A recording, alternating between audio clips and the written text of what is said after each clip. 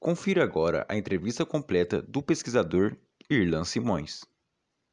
No livro, que eu ainda não tive a oportunidade de ler, mas pretendo, sem Não dúvida, chegou pra eu ninguém estava ainda. assistindo. Eu estava vendo os vídeos que você fez no YouTube Teve parte 1, parte 2, parte 3, parte 4, explicando o livro. Parei na parte 4, vou continuar depois para fazer o processo de produção. Mas você traz uma abordagem crítica, né, global sobre a questão do clube empresa em diferentes países. Usando essa experiência, quando você organizou o livro, como você acha que no Brasil essa era da sociedade anônima vai funcionar? Trazendo para a realidade aqui do país, para a realidade dos nossos clubes. Bom, na realidade, sim, o livro ele é uma obra coletiva, né? Eu cumpro o papel de organizar o time, digamos assim, e faço uma introdução para contextualizar, né, como é a discussão do clube empresa no futebol brasileiro. Eu faço até uma discussão bem introdutória, pessoal, que é muito parecido com aquele vídeo que você viu, que não é necessariamente sobre o livro, né? Ali é basicamente o conteúdo que eu utilizo pro artigo inicial, artigo introdutório do livro. Porque, assim, é um debate difícil, um debate onde alguns conceitos são confusos, muitas vezes os torcedores não conhecem como é que essa discussão se dá, né? O conceito de associação civil sem fins lucrativos, as pessoas geralmente não entendem por que sem fins lucrativos. O clube não pode ter lucro, né? Aí a gente lá explica detalhadamente que sim, pode ter lucro. A diferença é que seus envolvidos não podem, né, oferir lucro da atividade econômica que o clube desenvolve. Se o clube virar uma sociedade empresária, aí sim seus envolvidos podem ter algum tipo de participação. Então, são esses conceitos iniciais que eu faço no livro. O meu papel é de introduzir, de fato, o debate, mas o meu artigo acabou ficando até longo, são cerca de 30 páginas, 35 páginas, discutindo exatamente esses conceitos iniciais e depois avançando, né, para uma leitura mais crítica sobre essa discussão dos clubes virarem empresa. O livro ele é coletivo, então você tem artigos sobre Espanha, Portugal, Chile e Argentina, e grupos de torcedores desses 4 países, né, do Sevilha, do Belenense de Portugal, da Universidade do Chile e do Racing Clube da Argentina. Então você tem aí um panorama, né? Por isso que a gente fala abordagens críticas globais, né? São leituras críticas que de fato estão em localidades distintas que parecem ser muito díspares, muito distantes da realidade brasileira, mas a gente vê que não, porque também eram países onde o futebol era formado por associações civis, e inclusive formado por associações com caráter mais democrático do que os clubes brasileiros, inclusive, né? A participação do torcedor, do sócio, nas eleições do clube era muito mais intensa, muito mais volumosa do que ela é nos clubes brasileiros hoje. Inclusive, é uma das discussões que a gente faz também, né? Os clubes deveriam ser mais abertos. Então, assim, quando esse debate retorna, lembrando que no Brasil a gente não é a primeira oportunidade onde esse debate se estabelece, né? A Lei Pelé ela veio exatamente para criar a primeira regulamentação sobre o processo de transformação dos clubes de associações civis sem fins lucrativos para sociedades empresárias. Então ele poderia ser uma limitada, poderia ser uma sociedade anônima. Então, assim, a sociedade anônima é um dos possíveis modelos para clubes adotarem o formato de empresa. Como ele é o mais largamente utilizado no mundo inteiro, então a gente fala logo sociedades anônimas para ser mais direto, ser mais objetivo. Porque a estrutura de sociedade anônima é mais comum. Se você for, por exemplo, pensar no que foi na Espanha e no Chile, a sociedade anônima do futebol, sociedades anônimas desportivas, foram um modelo obrigatório para essas instituições, né? Coisa que a Lei Pelé não foi. Por isso que a gente volta a esse debate agora nos anos 2020, né? Porque a Lei Pelé ela não teve esse caráter obrigatório e existe todo um contexto, uma particularidade brasileira que entrou nesse debate, né, das autonomias das associações, que as associações deviam ter a liberdade, né, a autonomia de escolher pelo modelo ou não, né? Então isso foi uma particularidade bem brasileira. E é curioso, porque muito se fala que o futebol brasileiro é defasado. Bom, depende da perspectiva que você utiliza. Os clubes são muito endividados, fato. As associações brasileiras são muito endividadas. Mas os clubes e empresas no Chile e na Espanha também são altamente endividados. né? Então quer dizer que o Brasil ele é arcaico por causa das dívidas? É uma questão de perspectiva, né, e de escolha de quem está falando, né, do interlocutor. Se você está falando que o futebol brasileiro não tem resultados melhores e perde seus jogadores todo ano para a Europa. Bom, no Chile o futebol é formado por empresas e eles também perdem jogadores a rodo, eles têm muitos jogadores vendidos todos os anos, né? Os clubes chilenos são muito fracos. É importante falar isso, inclusive, né? O prometido ganho esportivo do futebol chileno simplesmente não aconteceu. A gente não tem resultado esportivo de futebol chileno a nível continental, né? Que é o parâmetro que a gente realmente tem. Então, assim, são esses tipos de mitos, né? De falsas verdades ou de ideologias. Eu trato, inclusive, de discutir como existe uma finalidade ideológica, né? Um princípio ideológico, uma série de princípios ideológicos que compõem a discussão de que clubes devem ser empresas. Então eu vou discutir exatamente, né, de forma frontal isso. Vocês estão falando de possíveis e supostos benefícios que nesses países, a partir desses países, a gente consegue ter certeza que não são verdade, né? Então o livro é basicamente isso, é desfazer todos esses mantras da transformação do clube em empresa. Entendo. Você é um pesquisador que tem uma linha de pesquisa muito interessante ligada à elitização do futebol.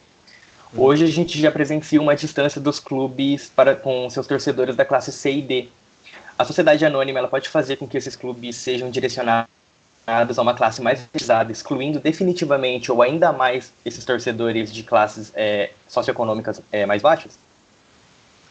Sempre que eu entro nessa discussão, eu digo que não é uma condição sine qua non, né? Não quer dizer que necessariamente o clube, por virar empresa, ele vai necessariamente adotar uma postura elitizada ou elitista, né? Isso depende muito dos atores que vão estar à frente desse clube que virou empresa. Sei lá, vou usar um exemplo aqui. Se eu não me engano, é o Leganés da Espanha, que é um clube de um quadro social muito menor, já tem o formato de empresa, porque a lei espanhola obrigou todo o clube a virar empresa. Eles chegaram no ano retrasado, enfim, nessa década ainda, uma temporada na segunda divisão, que o time estava mal, e eles simplesmente deixaram ingresso gratuito. O torcedor pôde entrar como ele bem entendesse, né? Então foi uma estratégia de uma empresa, claro, porque eles estavam perdendo clientes, né, e conseguiriam reverter. Então, assim, é só um exemplo extremo que eu estou dando, porque isso não é comum, óbvio, mas que não é uma condição indispensável, né, intransponível, de que o clube empresa vai provocar políticas elitistas no estádio.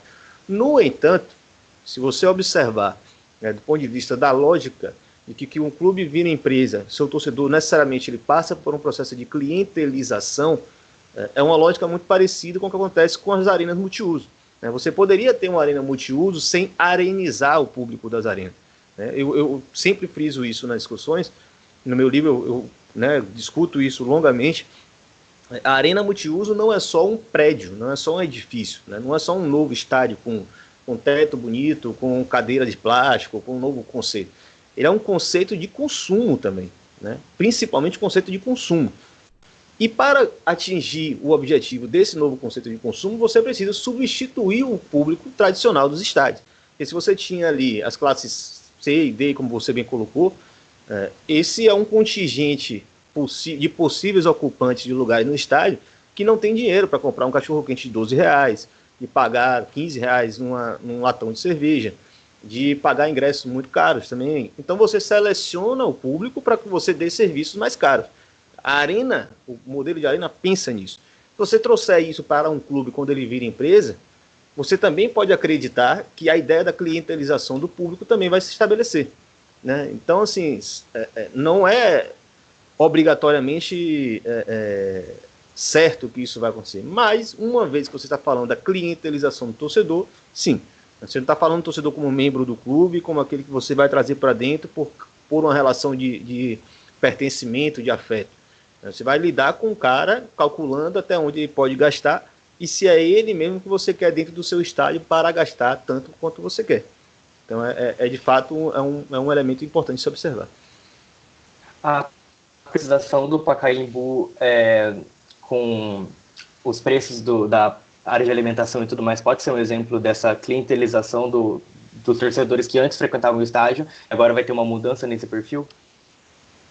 O caso do Pacaembu ele é todo errado, né? Eu não consigo entender muito bem por que necessariamente entregar para uma empresa que vai tentar a todo custo oferir lucro daquela atividade, porque ninguém vai pegar um estádio para gerir algo tão custoso e deficitário, que não for para realmente tirar de lá de dentro, sendo que você não tem muito conteúdo para colocar lá dentro, né? A lógica da arena, o Pacaembu ele não é uma arena multiuso no formato que a gente conhece, né, que a gente entendeu. Mas o processo de arenização do Pacaembu provavelmente viria a partir dessa lógica. Você vai ter que criar agora um novo funcionamento para esse equipamento para que ele funcione como uma arena. É parte do processo que eu também falo de empresarização dos estádios. Não é à toa que há um grande desespero com essa pandemia agora, porque se você não tem como ter atividade dentro do estádio, as empresas que gerem os estádios não têm basicamente nenhuma renda, né? E os custos dela continuam acontecendo, óbvio. Então o Pacaembu ele vai ter que começar a receber conteúdo ou criar, inventar produtos que não existem, porque futebol basicamente não vai ter, né? Os clubes que realmente têm torcida para encher um Pacaembu da vida, todos estão com seus estádios em São Paulo. Os outros clubes que poderiam usar um equipamento público, como é o Pacaembu, a custos baixos, mas também para ter o direito de ter acesso a um equipamento de primeiro padrão, um gramado maravilhoso para Pacaembu tem, uma arquibancada grande para caber 30 mil pessoas, era, por exemplo, o futebol de várzea. Mas com certeza o futebol de várzea não interessa nem um pouco os novos gestores do Pacaembu. Então você já eliminou essa possibilidade. Não vai ter futebol de várzea. Futebol feminino. Bom, futebol feminino não tem grande público, então eles de fato não vão abrir o Pacaembu para não ter renda. Então, assim, é muito difícil imaginar o que de fato vai ter de utilidade esportiva e futebolística, já considerando também, né, cultura torcedora dentro disso, para um equipamento como o Pacaembu. É um grande dilema, né, um grande mistério que eles vão conseguir fazer. Vai ser mais um centro de eventos corporativos, por exemplo, que já é a pretensão deles. É uma empresa que gere cinema, então eles já começaram a adotar modelos de negócio e de serviço que se assemelhasse a cinema, e é óbvio que isso não vai dar certo, é muito claro que isso vai gerar um choque com quem vai frequentar o estádio. Provavelmente vão disputar, e aí é um processo de lobby muito intenso, disputar finais de campeonatos em campo neutro, né, como a Brasília está quase fechando com a CBF, que vai ser a sede única eterna da Supercopa do Brasil, né? Esse torneio, enfim, que ninguém se importa, convenhamos. Possivelmente também vão começar a disputar aí os jogos da seleção. Não sei se isso vai sequer ser uma possibilidade, porque o Brasil só joga no exterior, né? Então é isso. Futebol, sinceramente, não vejo quando é que vai ter lá. Só quando tiver show no Morumbi, em Itaquera e no Allianz Arena. Ou se o Santos acabar de fato adotando São Paulo como sede, que eu acho que não vai fazer tão cedo. Pensando um pouco pela visão dos clubes, explica pra gente o porquê dos clubes eles visam tornar-se uma sociedade anônima como forma de gestão eficiente para equilibrar a economia, que é o argumento que eles usam. Quais são os interesses por trás dessa transformação? E o que muda internamente em relação à política e à gestão de um clube que se torna uma sociedade anônima? O que eu queria que você falasse como era a política dentro e o que as ações são divididos e tudo mais. Acabou cortando um pouco o final da sua pergunta, você pode repetir? Enfim, em relação às ações e tudo mais, como é que fica a política e a gestão do clube depois que ele se torna uma sociedade anônima? Você não tem um modelo único, né? Por exemplo, vou falar na Itália. Na Itália você tinha associações já muito fracas, você não tinha grandes associações quando os clubes tiveram que adotar modelo de empresa. Mesma coisa na França, né? Você está falando aí dos anos 80, etc. Mas na Espanha você tinha de fato associações com formato, com um quadro social muito ativo. O pessoal do Atlético de Madrid mesmo lembra, né? Foi o presidente do Atlético de Madrid um dos principais impulsionadores da Lei de Sociedades Anônimas, que era um tal do Jesus Gil, uma figura muito pitoresca que passou pelo Atlético de Madrid, já faleceu, mas a família ainda tem parte da propriedade do clube. Ele foi eleito em uma eleição bem disputada com mais de 22 mil votos. Né? Você imagina que são 22 mil pessoas ligadas a um clube, elegendo um presidente de clube. Né? É maior do que muito município, você imaginar. E você transforma essa instituição com esse poder, né, social, poder de mobilização, em uma empresa privada, onde você vai ter acionistas que vão começar ali, obviamente não serão 22 mil acionistas, né? Você vai ter 4, 5 grandes acionistas que vão discutir entre eles quem vai compor o conselho de administração, quem vai compor a diretoria de um clube de futebol. O que aconteceu no Valência nesses tempos recentes foi um proprietário que veio da Malásia, que colocou como presidente do clube um cara que era um ex-diplomata do país dele. O cara não tinha nenhum tipo de experiência com gestão de futebol. Mas para o proprietário do clube, o maior acionista, o cara que realmente dá as cartas, era interessante colocar um presidente como esse, uma figura totalmente aleatória, que provavelmente para os interesses particulares dele de outras esferas, né, interesses políticos, etc., tinha algum tipo de funcionalidade. Então esse é um pouco o panorama que acontece. Né? Numa empresa futebolística, esse tipo de interesses são muito, muito frequentes. Né? Você não está falando de um negócio comum. Né? A propriedade de clube de futebol, a gente frisa bastante isso, não só eu, com muitos outros autores, e assim, gente que realmente é muito mais conceituada do que eu, vou falar de verdade, que fala, né, a propriedade de clube, o futebol é uma atividade muito lucrativa, é um negócio que dá dinheiro para muita gente, mas para o proprietário do clube não dá. Né? A propriedade de clubes é extremamente deficitária. Então, se você imagina um interesse tão grande de ser dono de algo deficitário, que dificilmente dá lucro, você imagina que os interesses por trás disso são outros. Né? Não ganhar dinheiro, tampouco gerir algo relacionado ao futebol. E é isso que acontece. Né? Os clubes, quando viram empresa, a grande maioria dos clubes que são empresas hoje, são geridos por interesses políticos, não por interesses financeiros. Eles são regidos, digamos assim. Então, quando você troca esse modelo associativo, claro, a associação não é um modelo perfeito, não existe um modelo de associação perfeito. Né? Tampouco esse modelo que nós temos no Brasil é um modelo perfeito, é um modelo democrático para poucos, né? É um modelo extremamente oligárquico. Para ser sócio de um grande clube brasileiro, você tem que pagar muito dinheiro. Né? Para participar politicamente do clube, você tem que passar por uma série de barreiras.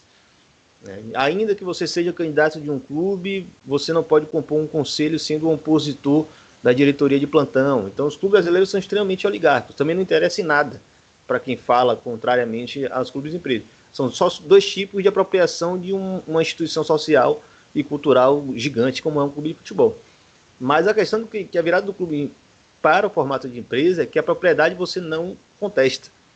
A propriedade no mundo que a gente vive é quase um direito sagrado. Né? Você não tem como contestar a propriedade. A propriedade de alguém é a propriedade de alguém, a não ser que ele se envolva em fraudes financeiras, corrupção, etc.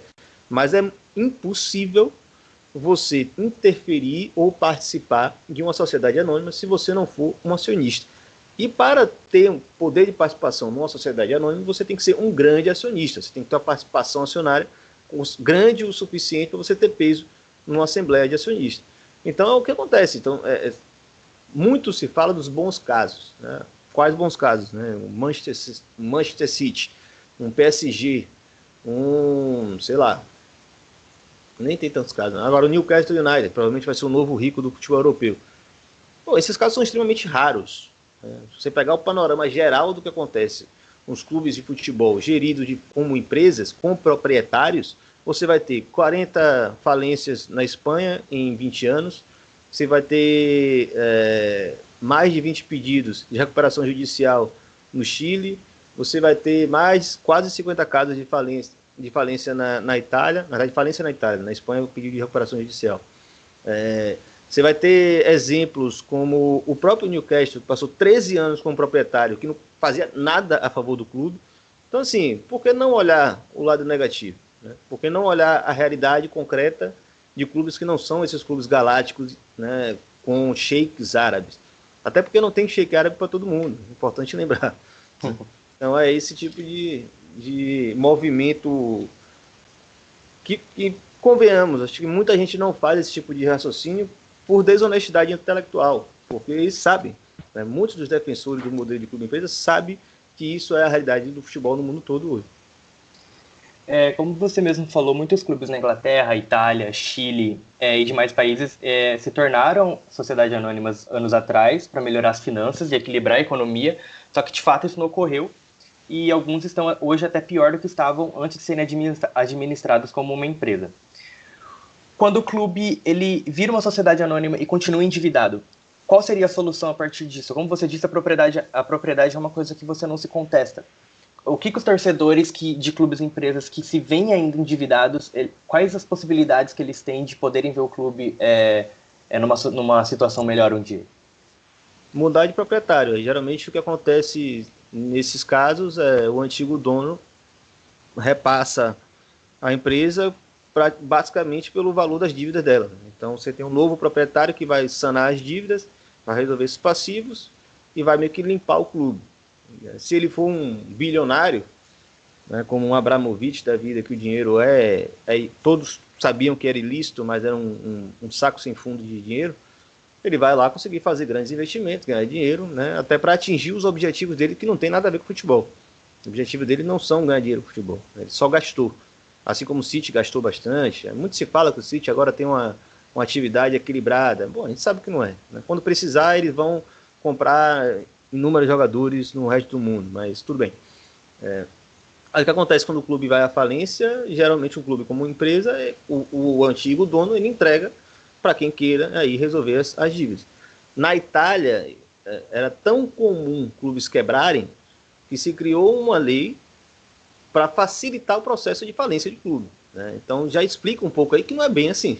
Você está falando que os clubes brasileiros são mal geridos, tá, mas você pegar 80% das empresas brasileiras nos últimos 20 anos, provavelmente fecharam as portas por má gestão, né? Não quer dizer que o formato jurídico de empresa vai ser suficiente para resolver tudo, até porque as pessoas à frente também são capazes de gerir mal um clube.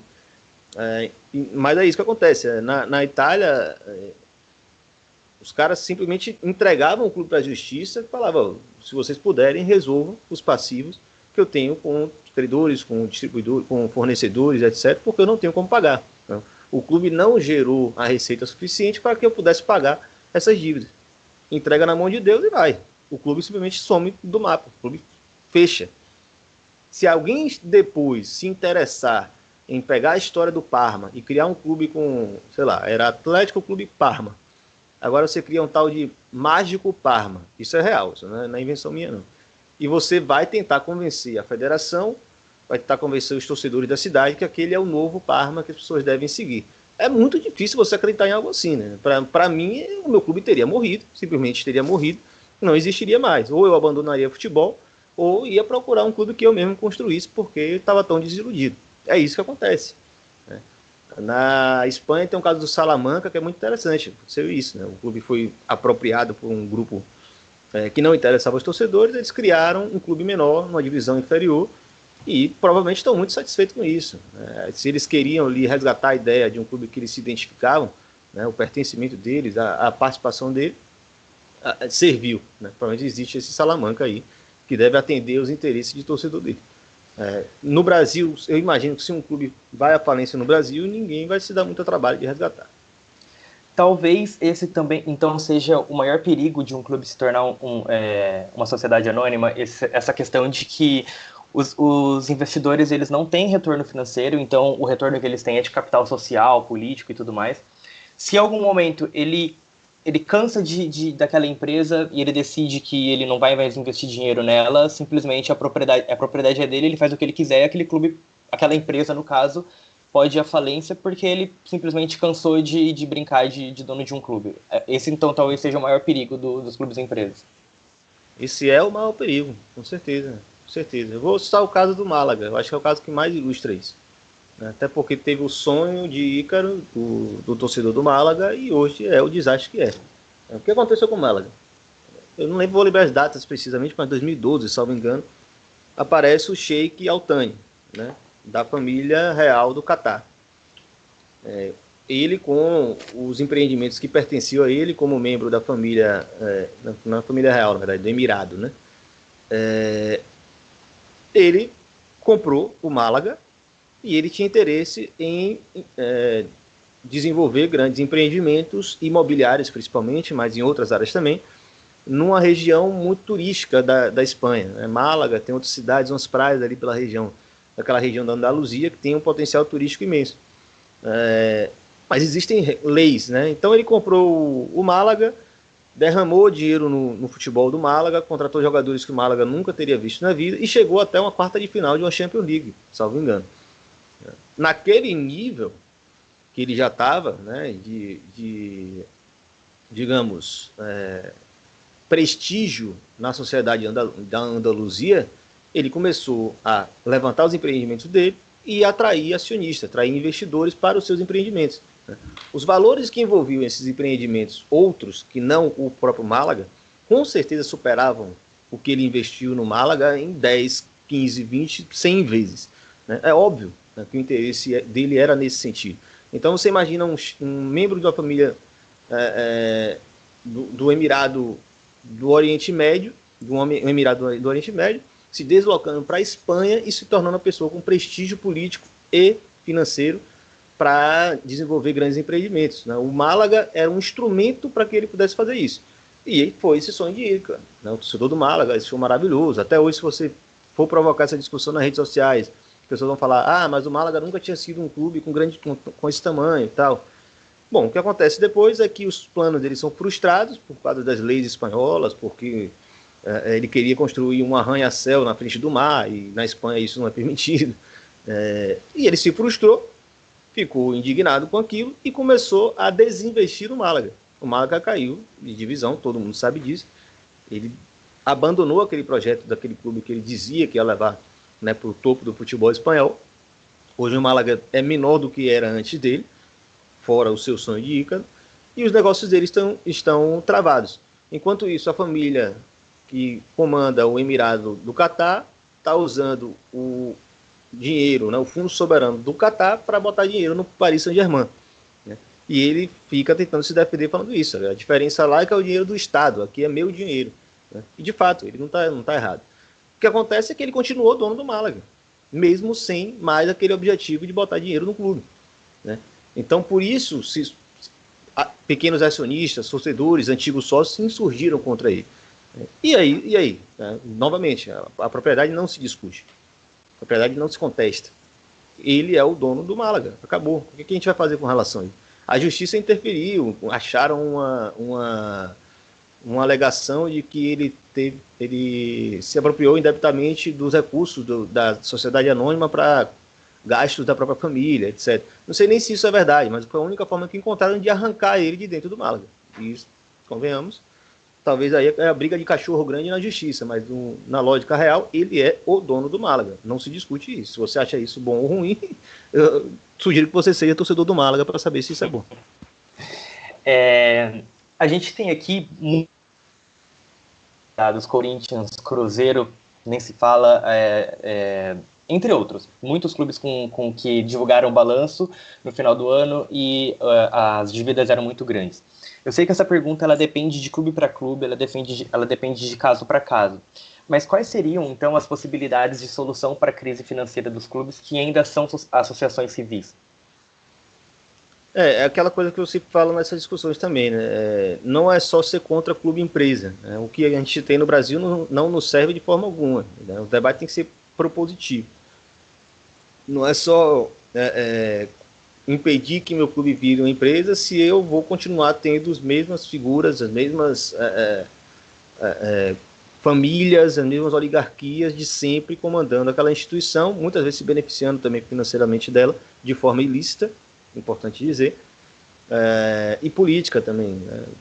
Como eu falo, né? O clube, ele, de certa forma, tem também uma finalidade de articulação política dessas oligarquias. Né? O caso do Cruzeiro, ele é muito explícito com relação a isso. Né? O Cruzeiro estava ganhando tudo, mas estava gastando como se tivesse amanhã. Por quê? Porque não existia um conselho fiscal que de fato cumprisse o papel de um conselho fiscal. Que chegasse na assembleia de sócios ou na reunião do conselho e dissesse, gente, a gente está gastando 15 vezes o que a gente pode gastar. Isso vai trazer algum tipo de consequência.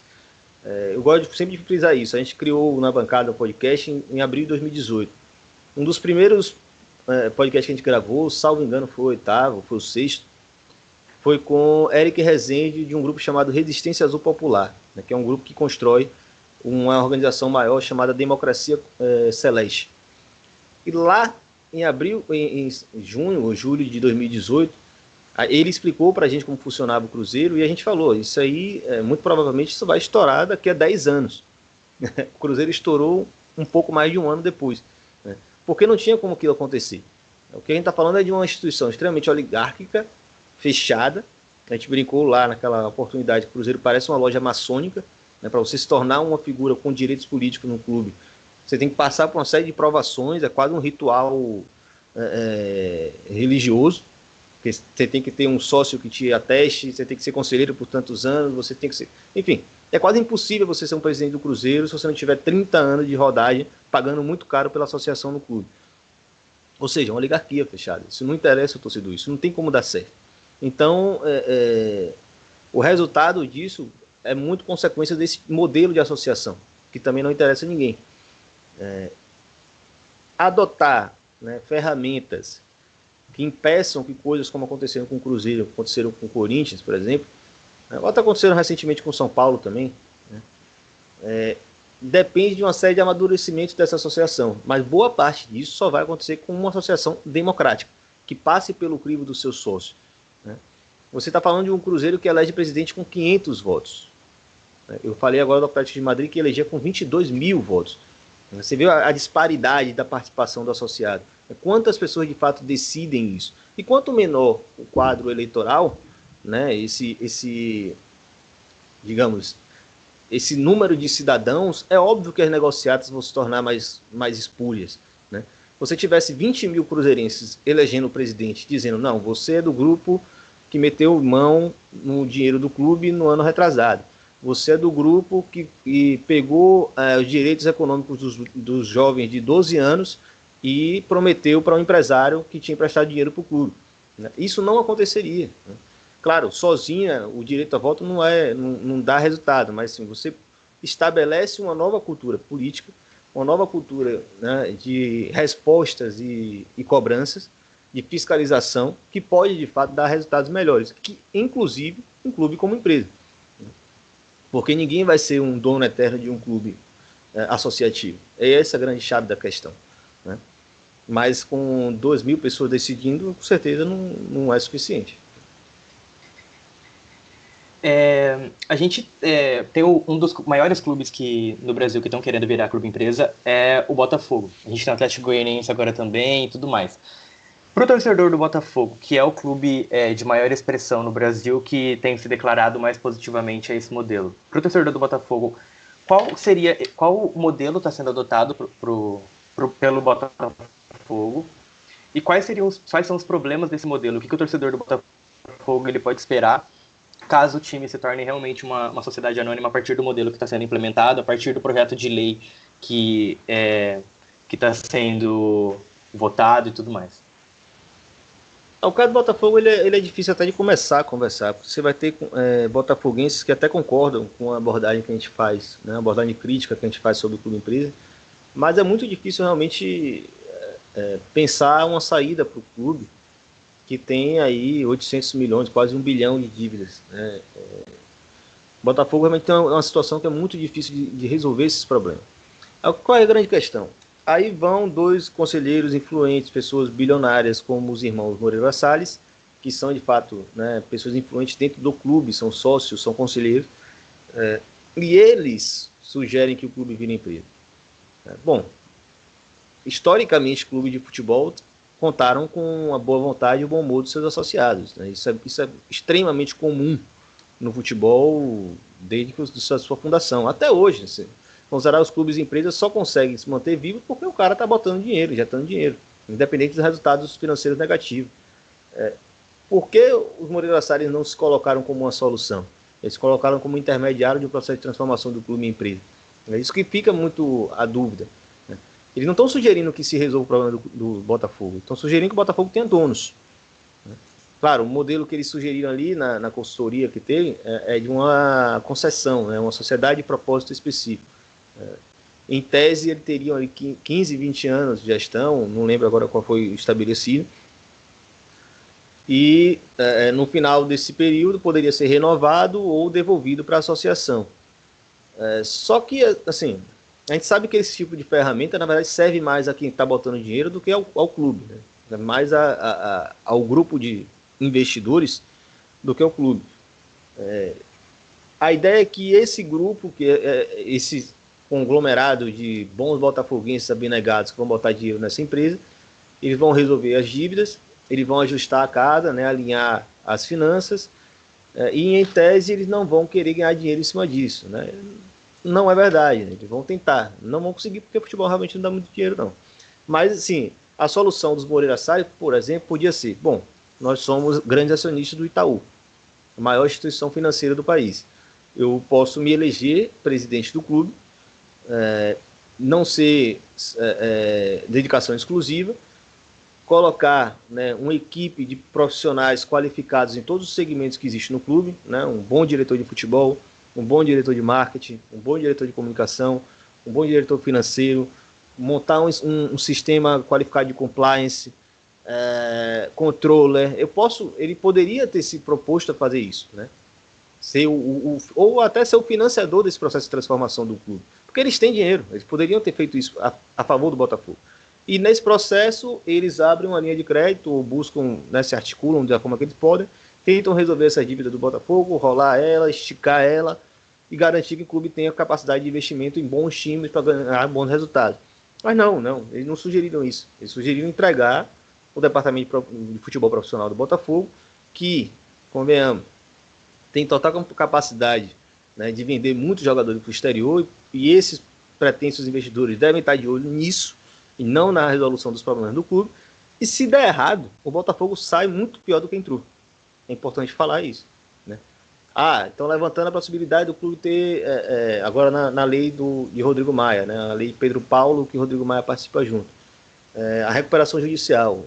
Eu tenho visto vários especialistas, não sou especialista no tema, mas eles falando assim, com uma completa loucura esperar, né, que um clube entre no processo de recuperação judicial como uma empresa comum, porque o clube funciona de ano em ano, o clube tem que montar time para jogar.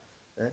O processo de recuperação judicial, basicamente, ele tenta salvar a atividade econômica sem impedir que a empresa pague suas dívidas. E isso seria um total desastre para o Botafogo. Total desastre. Né? Congelar as contas do Botafogo, ele não ia ter capacidade de investimento. E se você vacila um ano no futebol brasileiro, você cai para a Série B. Você cai para a Série B, seu faturamento cai por quase 60%.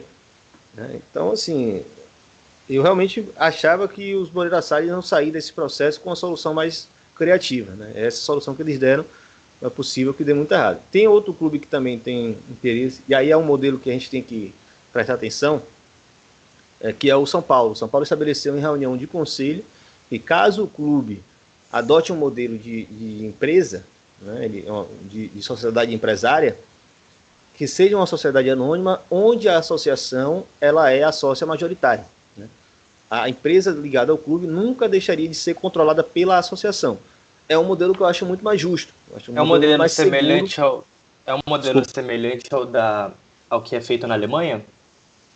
Na Alemanha, mas na Alemanha fazem por lei, né? A lei estabelece esse tipo de relação.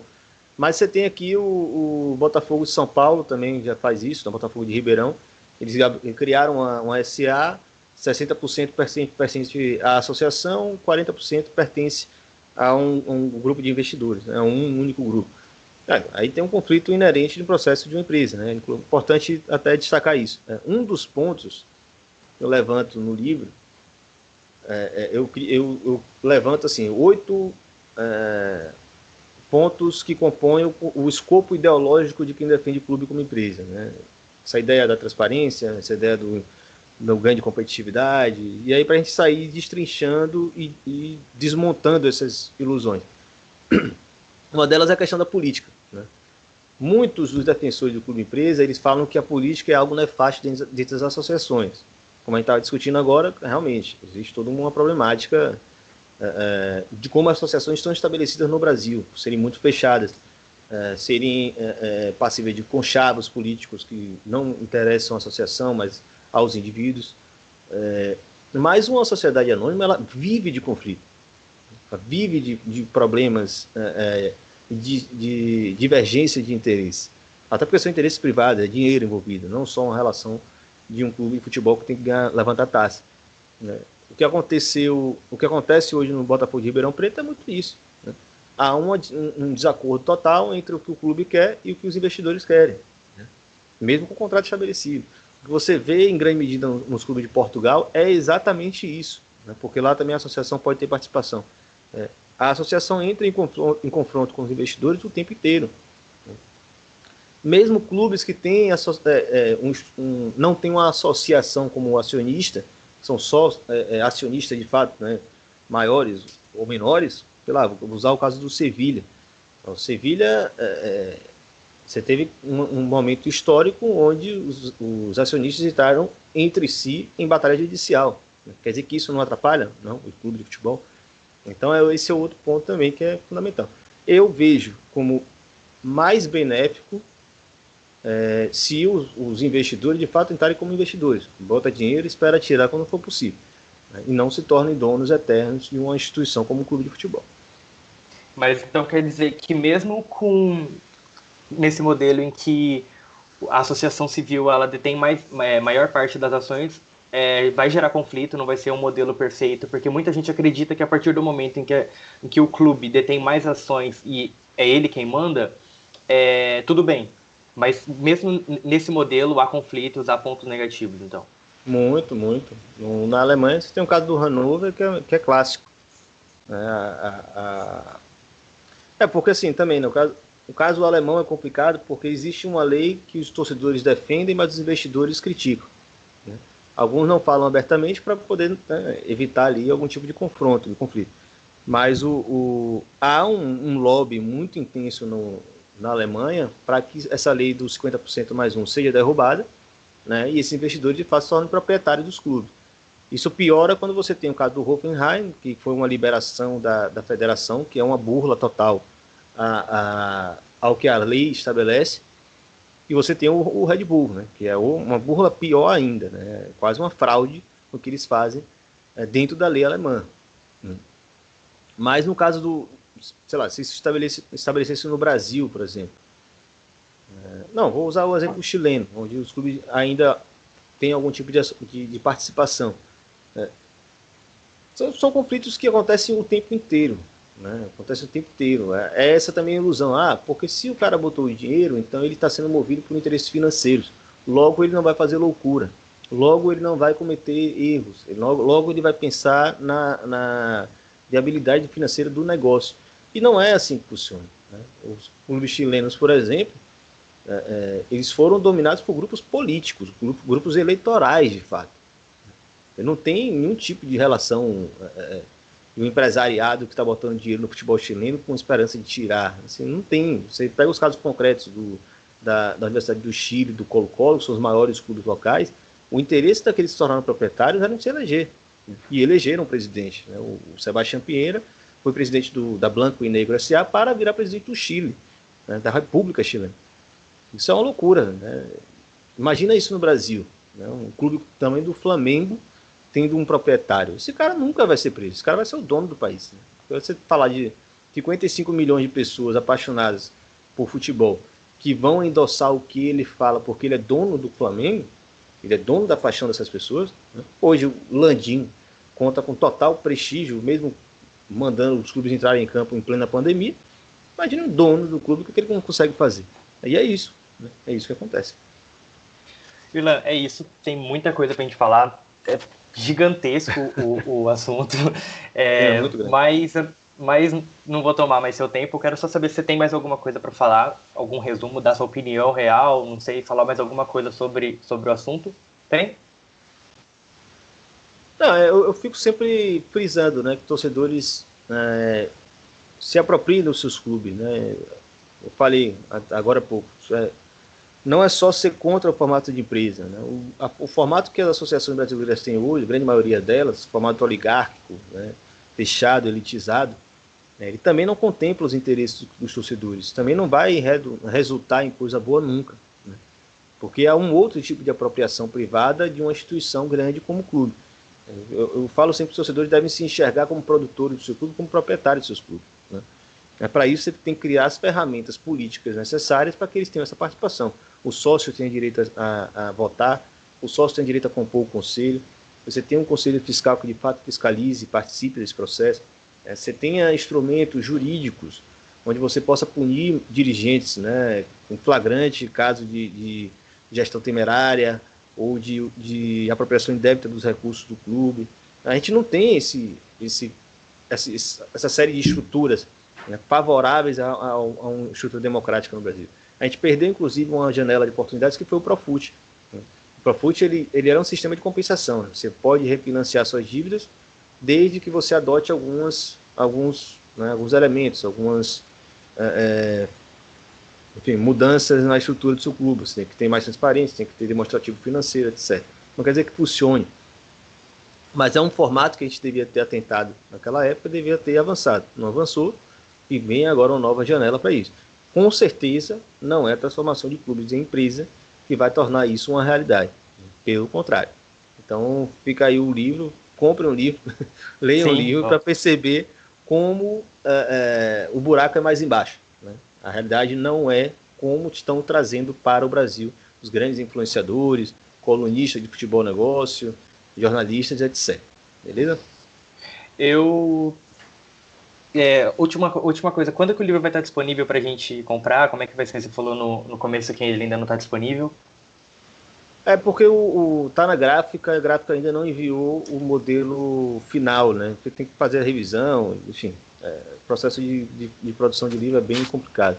Ele já tem um certo atraso, infelizmente, porque enfim, mudaram autores em cima da hora, ou chegaram novos autores, mas está pronto, né? Agora está disponível para compra, pode entrar lá na livraria, leiacorner.com.br/produto/clube empresa. Está disponível, o preço é R$50 mais o frete. E assim, provavelmente semana que vem, com a prova, né, da gráfica, a gente já manda rodar e aí chega na casa do pessoal. Mas está pronto.